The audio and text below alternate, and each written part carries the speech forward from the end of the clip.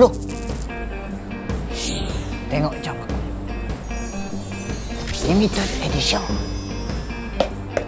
Kasut aku ni, all the way from Italy. Macam ni lah perangai sesetengah orang. Bila phone baru keluar je, semua nak beli.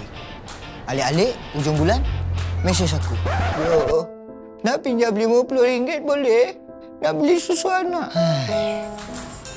Aku dulu, setiap hari aku simpan RM5. Tak banyak mana pun. Tapi, lepas tahun, dapatlah. Aku beli gerai sebiji.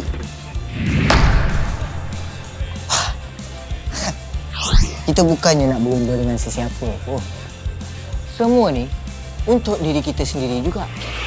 Sebab tu, setiap kali dia minta duit dekat aku, terus teringat aku yang dulu. Macam itulah. Pantang nampak benda baru. Semua nak sapu. Tapi, tu dulu. Sebab sekarang, aku dah slow dah. Macam gini.